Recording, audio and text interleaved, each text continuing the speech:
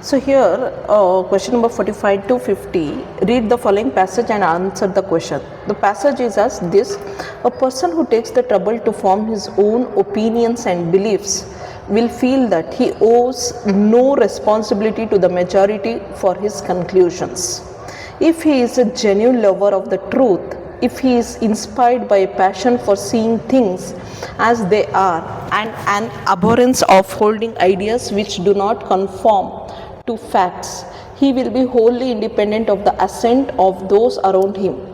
When he proceeds to apply his beliefs in the practical conduct of life, the positions indifferent, there are then good reasons why his attitude should be less inflexible.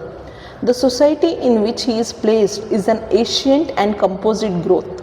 The people from whom he descends have not come by their opinions, customs, and by a process of mere haphazards. These opinions and customs all had their origin in a certain real supposed fitness. They have certain depth of root in the lives of a proportion of the existing generation. Their congruity with one another may have come to an end. That is only one side of the truth. The most zealous propagandism cannot penetrate to them. In common language, we speak of a generation as something possessed of a kind of exact unity, with all its parts and members homogeneous. Yet, plainly, it is not this, it is a whole, but a whole in a state of constant flux. Its factors and elements are externally shifting. It is not one, but many generations. So here, the questions are like a genuine lover of truth will. The genuine lover of the truth will be wholly independent of the accent of those around him. The person, here the question is, the person who really wants to speak truth or listen truth will not consider every nonsense things around the people around him. That is the meaning, okay? Next, question number 47. According to the passage, customs and traditions originate from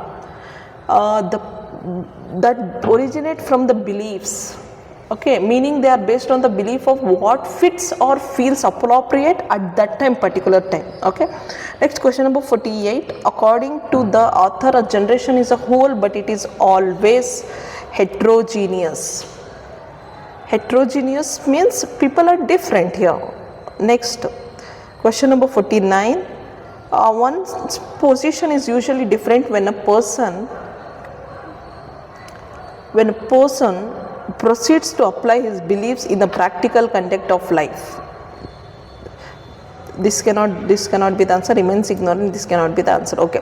Question number 50. According to the author, the attitude of self-opinionated person in the practical social life should be flexible, not rigid, indifferent, or proactive.